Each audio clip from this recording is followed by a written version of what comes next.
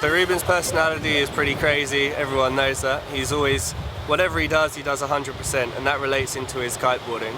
So basically I've known him for quite a few years now, and his kiteboarding's always had that aggressive style.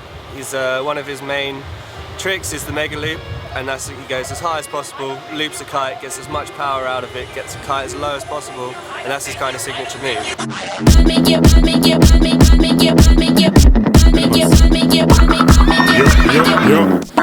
My name is Ruben LEN10, 24 years of age, and I'm a pro athlete from the Netherlands. From the For the past 12 years, my life has been led by my passion. Quite an exciting ride, which has taken me all over the world and enabled me to build up a solid career as a pro kiteboarder. Yeah, I think why I have a passion for kiteboarding is because I can let go all my energy and emotions in it. When I fly that kite, there's no thinking about the past or the future. It's about feeling the freedom.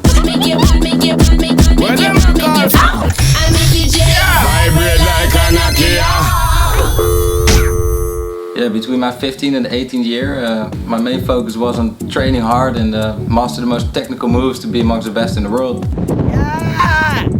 For several years I've attended many World Tour events, which resulted in being number 2 in the world. Very exciting. Just gotta kick Ruben's ass twice and then it's all good.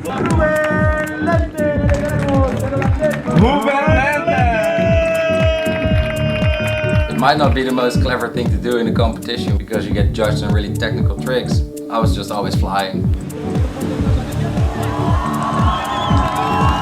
For me, kiteboarding is all about going big, powerful, extreme. That's what felt good to me, so that's how I rode in a competition. So in 2005 I managed to qualify myself for the Red Bull King of the Air. This competition was aimed at the wow factor of the sport. With this event I was actually able to measure myself with the best kiteboarders in the world in the awesome conditions of Hawaii.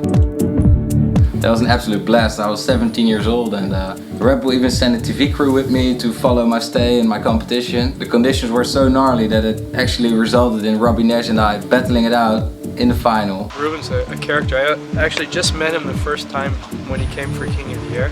He's a very good rider, very dynamic, powerful, fast. I like his style. You know, from the first time I saw him riding in the trials, I'm like, that guy's pretty good. You know, he does everything with commitment, which I like to see. That was a dream come true for sure, and when they announced me as a winner, I couldn't have been happier.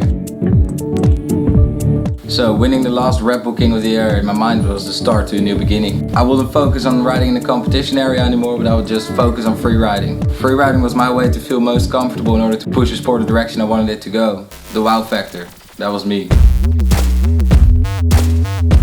And by capturing my extreme freeride sessions, it caught the attention from people and media all over the world.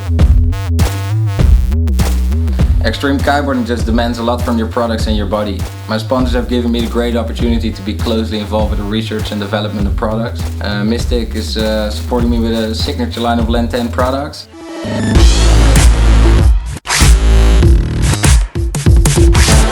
So I can feel safe and comfortable in all conditions. Promoting and pushing the sport is always on top of my list because I want to share the great feeling that kiteboarding gives me. I think it's a healthy addiction. Once people see the trees move, they just need to get out there. So together with Aaron Hadlow, 5-time world champion, and Susie May, Kite Queen, we managed to get the support from the Red Bull Media House to produce and distribute a TV show to millions of households.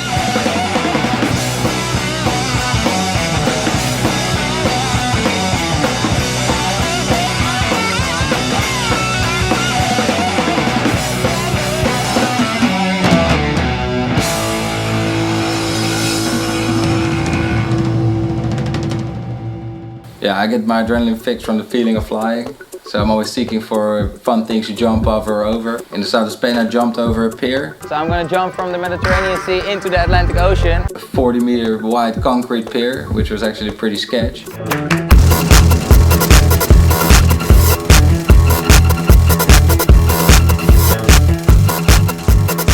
And that just gave me an absolute adrenaline rush. In Norway, I was there for an event. I saw this massive cliff in front of our hotel and I knew that I just needed to jump from it.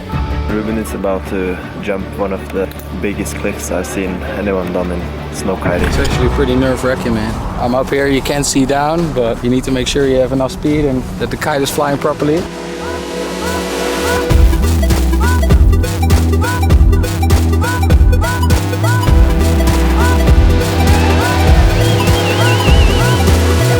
that was a big rush when I saw the cliff drop down next to me. That was intense.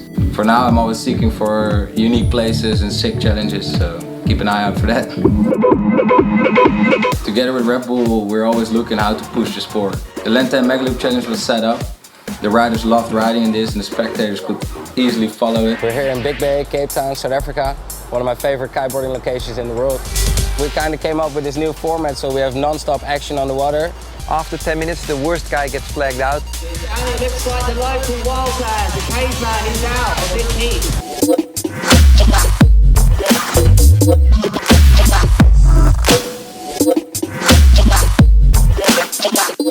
This new format of big air is going to be the way kiteboarding goes. So I'm just stoked to be part of the first event. I'll be back here every year for sure at this event.